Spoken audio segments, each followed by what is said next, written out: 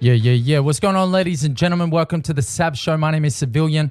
I'm the host of this show, and today I'm talking about tricking your brain with James Clear's third law of behavior change. So, I was speaking to someone recently who's currently experiencing all the difficulties of early teenage life. We got onto the topic of mental health.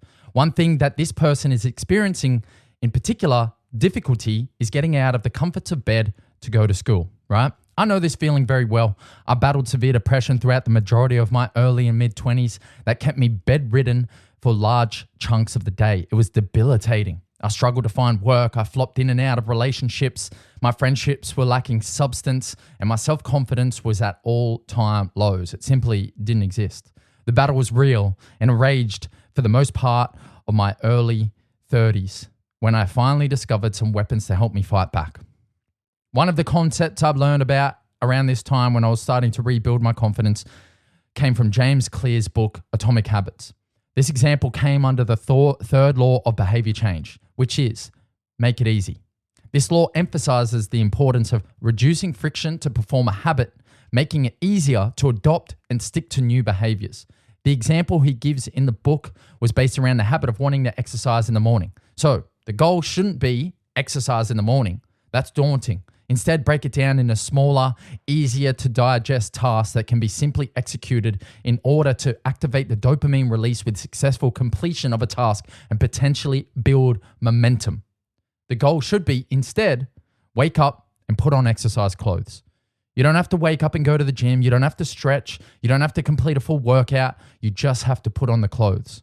The act of putting on the clothes in the morning is much simpler and requires less motivation than the thought of completing a full workout, thereby increasing the likelihood that you'll follow through with the exercise, right? So it's kind of like tricking your brain into thinking that, doing this small task is actually the task when really it's a stepping stone to what we're trying to get to here, right? If you go back into bed, that's okay. Tomorrow, you try again. It's an excellent example of how we can trick our brains into working with us and not against us. The reason I bring up this idea in relation to my friend's mental health struggles is because a similar thing applies. Our brains have developed to protect us, right? That's their job. They're trying to seek safety. They want us to feel comfortable. They want us to stay in bed, right? They don't want us to get out of a nice warm bed early on a weekday morning to make the treacherous journey to a yard full of teenage dirtbags that are likely to trigger every one of our insecurities and make every interaction feel like a matter of life and death. No, your brain would much rather stay in bed, stay safe. But what if our brain in this example is wrong? What if what we really need is these experiences to build our strength and foundation as a young adult? If that's the case, maybe we have to trick our brains, right? Number one, collect data. You can't execute a plan without collecting data. You have to know what you're dealing with, where the traps are buried, and what the triggers are.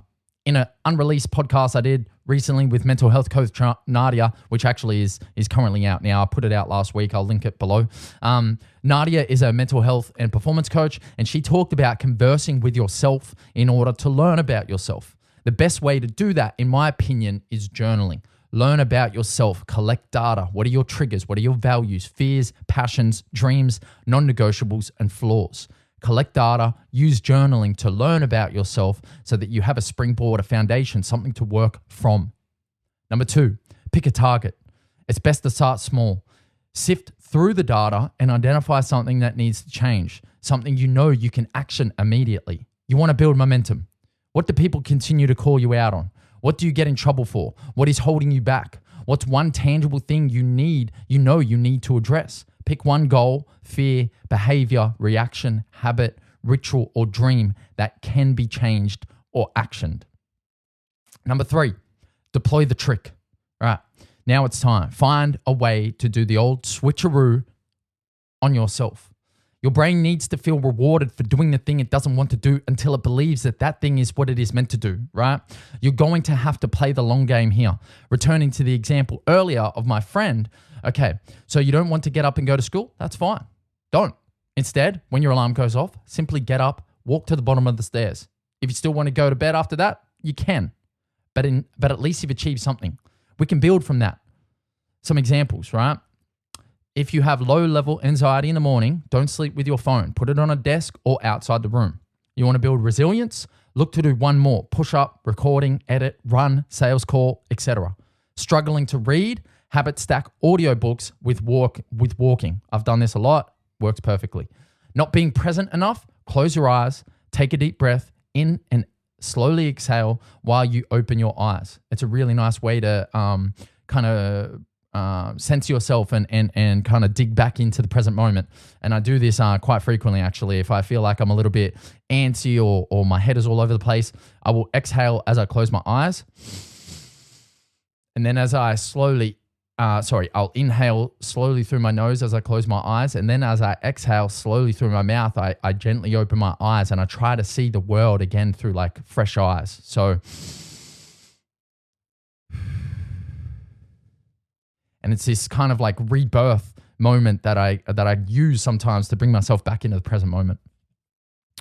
You need more empathy? Send genuine gratitude toward every experience, good or bad. You want to be more happy? Expect less. These are all ways that we can trick our brains, make it easy, use James Clear's third law of behavior change to actually find ways to motivate ourselves, right? To find ways to trick our brains into doing the thing that it knows it needs to do, but doesn't want to do, because that would require discomfort, which we're training our brain for the most part in modern society to not look for. There are only a few examples here that I've used, but there are many more for all potential situations. Every problem has a solution. You just have to look hard enough to find it. Remember, your brain is going to want to protect you. It is going to want to seek comfort and safety. Don't let it. It's your job to take control and find ways to deploy tactical stress and mind tricks to gain the upper hand and control over our own thoughts and actions. What do you think? Is your brain tricking you? Is it time for you to trick it back? Let me know. Drop some comments. If you enjoyed this podcast, please subscribe. Drop a comment below. Are you finding ways to trick your brain? How is your brain in control and seeking comfort? How are you finding ways to seek out and deploy tactical stress? Anyway, guys, that's it for me for the Sav Show this week. That's James Clear's book, Atomic Habits and the Third Law of Behavior Change. If you want to receive my newsletter every Sunday, the Sunday Sav, click below. You can subscribe there. Remember, collect data, pick a target, deploy the trick. You can do it. Trick your brain. Make it easy. Let's go. I'll see you next week.